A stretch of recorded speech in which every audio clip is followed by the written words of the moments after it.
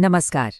आज हम एक ऐसी कहानी पर बात करने वाले हैं जिसमें एक आपराधिक फैक्ट्री है, जेल में बंद अधिकारी हैं और एक सफ़र है पूरे 9,000 किलोमीटर का। ये कहानी एक छोटे से विरोध से शुरू होकर एक बड़े अंतर्राष्ट्रीय विवाद में कैसे बदल गई, चलिए इसे समझते हैं। तो कहानी की शुरुआत होती है आज, मतलब बिल्कुल अभी, भारत के लोटे परशुराम से। ये एक इंडस्ट्रियल एरिया है जहां आजकल माहौल काफी गरमाया हुआ है। यहाँ पर क्या हो रहा है, जो स्थानीय लोग हैं, जो पर्यावरण के लिए काम करने वाले कार्यकर्ता हैं, वो सब लक्ष्मी ऑर्गेनिक इंडस्ट्रीज के प्लांट के बाहर धरने पर बैठे हैं। और मामला सिर्फ जमीन तक ही नहीं है, सोशल मीडिया पर #StopItalyPoison जैसे हैशटैग्स एकदम वायरल हो रहे हैं। लोगों का सीधा आरोप है कि इटली का जहरीला प्लांट भारत लाया गया है। तो सवाल ये उठता है कि आखिर एक लोकल सा दिखने वाला विरोध अचानक पूरे देश में चर्चा का विषय कैसे बन गया? इस फैक्ट्री के पीछे ऐसा क्या राज छिपा है? इस पूरी कहानी में जो सबसे बड़ा ट्विस्ट आया, वो आया एक अखबार की रिपोर्ट से। इस एक रिपोर्ट ने भारत में चल रहे विरोध प्रदर्शनों के तार सीधे इटली की एक अदालत के फैसले से जोड़ दिए और यहीं से सब कुछ बदल गया। तो इस कहानी की जड़ तक पहुंचने के लिए हमें थोड़ा टाइम में पीछे चलना होगा। चलिए चलते हैं इटली, जहां से ये सारा विवाद शुरू हुआ। तो ये कहानी शुरू होती है इटली के केमिकल प्लांट से। नाम था मिटेनी। इस प्लांट ने दशकों तक PFAS नाम के बेहद खतरनाक केमिकल जमीन के पानी में छोड़े। इन्हें फॉरएवर केमिकल्स पता है क्यों कहते हैं? क्योंकि ये कभी खत्म ही नहीं होते, न तो पर्यावरण में, न ही हमारे शरीर में। और रिसर्च तो ये तक कहती है कि इनसे किडनी कैंसर जैसी खतरनाक बीमारियां हो सकती हैं। और इस जहरीले पानी का असर कितनों पर पड़ा?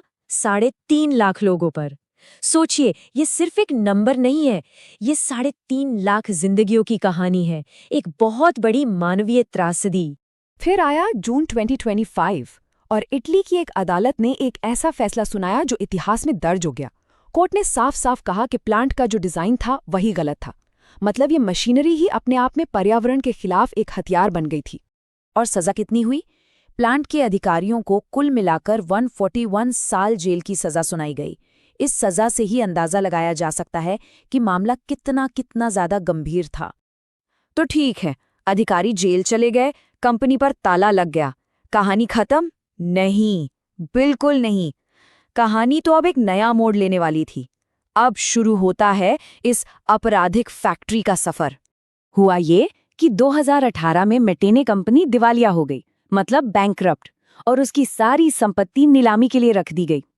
फिर 2019 में इस नीलामी में एक भारतीय कंपनी सामने आई, लक्ष्मी ऑर्गेनिक इंडस्ट्रीज, और उसने ये संपत्ति खरीद ली। और देखिए, ये कोई छुपी हुई डील नहीं थी। लक्ष्मी ऑर्गेनिक्स ने 2021 में अपने IPO के कागजों में, मतलब पब्लिक डॉक्यूमेंट्स में, साफ साफ इसका जिक्र किया था। उन्होंने इसे अपने बिजनेस की ग्रोथ के लिए एक बहुत बड़ी और जरूरी रणनीति बताया। अब जरा इस ऑपरेशन के स्केल के बारे में सोचिए। एक पूरी की पूरी फैक्ट्री को पुर्जा पुर्जा करके खोला गया, 300 से ज्यादा कंटेनरों में पैक किया गया और फिर जहाज़ों पर लाद कर 9,000 किलोमीटर दूर भारत लाया गया। ये कोई छोटा मोटा काम नहीं था। और ये तस्वीरें अपने आप में पूरी कहानी कह देती हैं।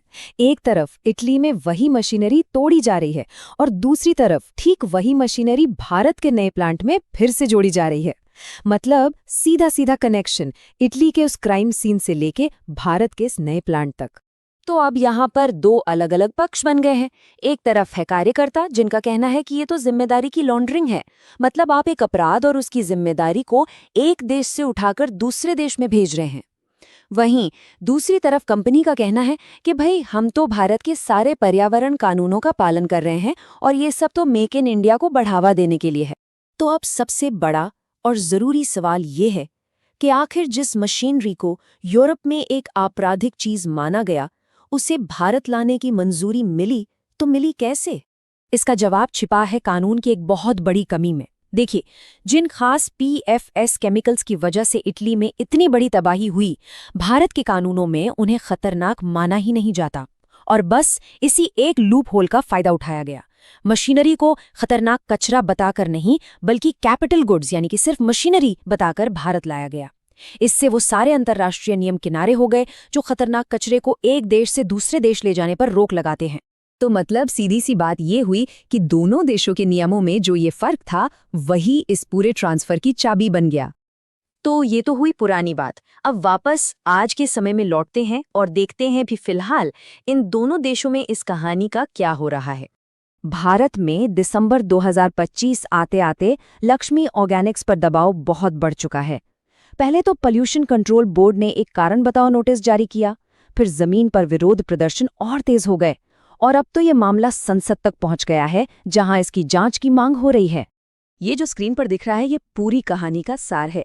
एक तरफ इटली है जहां अपराध पर मुकदमा चला, प्लांट हमेशा के लिए बंद हो गया और जो जिम्मेदार थे वो जेल गए।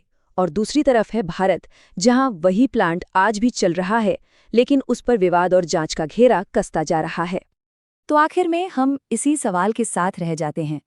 एक मशीनरी जिसे यूरोप की एक अदालत ने अपराध का जरिया माना, वो आज भारत की औद्योगिक तरक्की की कहानी का हिस्सा बन गई है।